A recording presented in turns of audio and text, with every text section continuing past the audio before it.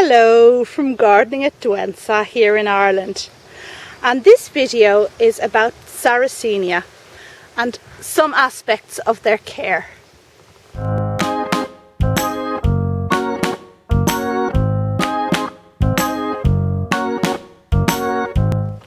Well, as you can see, the Sarracenia in this planter here have done remarkably well, and they flowered this year. Some of them flowered anyway, and now they're pushing out pitchers, really tall pitchers.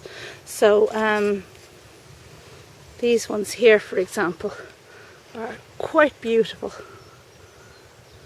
and they've started catching their own food at this stage, which is great. We can have a look down one of them.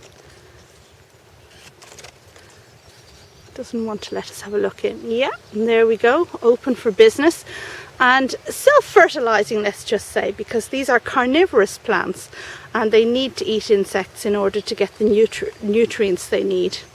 Now these Sarracenia are in a planter because they're bog plants and they need to keep their feet wet in very moist soil, and they've been put in this bog planter, and I'll put a link up above to the video where I talked about how I set this up. But one thing I notice is that they're doing a little bit too well perhaps, and it's getting a bit crowded here in the planter. So what I'm going to have to do in autumn is I'm going to have to divide these plants. And I'm just going to take you now over to show you what I'm going to do, and perhaps later on we'll make a video about it. And I noticed in one of the shops here, it's called Woody's, it's a DIY shop, that they had these planters for sale recently and they were at a bargain price, so of course I had to snap them up. And these planters are going to be what I put my Sarracenia divisions in and going to keep them in. So I'm going to set up some bog planters in here, and the great thing about these planters is that they're made of some kind of plastic. Now plastic is great because it doesn't leach out salts or anything else that might be harmful to Sarracenia in the same way as terracotta or any other materials might do. And the other great thing about these planters is that down the end there are actually no holes. They made an indent here where you're supposed to bore the hole yourself. But of course, if I'm setting up a bog planter, I want to maintain water, to keep the water in the container. So I think these are going to be ideal for just having a few extra Sarracenia in, and I can move them around. Well, they're going to be quite heavy by the time I fill them up with sand and peat, but I can use them wherever I want in the garden. So if you're interested in seeing a video where I create these bog planters, then do let me know, because I'll be doing the job anyway. And in the meantime, let's take a quick look over the other side of the garden where there's something else I want to show you about the Sarracenia planters over there.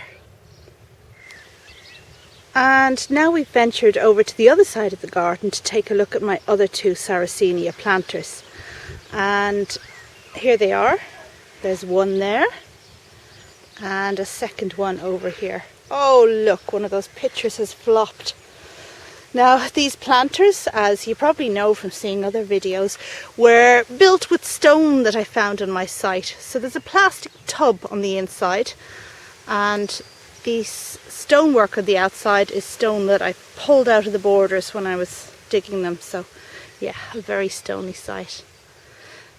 Now this planter is doing well, and you know, it's a bit slow this year, but all of these pitchers are in active growth. Whereas on the other side, let's have a look at what's going on there. If we look in here, oh, the squirrel grass is kind of in the way. You can see that on the left, the pitchers are doing much better than on the right. They're much fuller and, you know, filled in there. Whereas on the right, that big clump there has a lot of gaps in it. And the reason for that is simple, and it's to do with this big tetrapanax that is growing near to the bog planter. And what happens is that this plant pushes out a lot of big leaves, big jungle leaves, which is great. I love it. But they kind of overshadow the planter like an umbrella. Now, Sarracenia like full light. Certainly in Ireland they need full light. So what I need to do on an ongoing basis is cut off the tetrapanix leaves that hang over the Sarracenia planter. And you can see that I've done that here. See, these ones have been cut off. But obviously I wasn't quick enough at it this year, and the result is that the Sarracenia below has suffered slightly. Okay, so that's all for now in my video on Sarracenia and a couple of little aspects to do with their care. And I hope you liked it, and if so, please check back later. Perhaps you want me to make that video about setting up the new bog planters. Thanks very much for watching. Bye!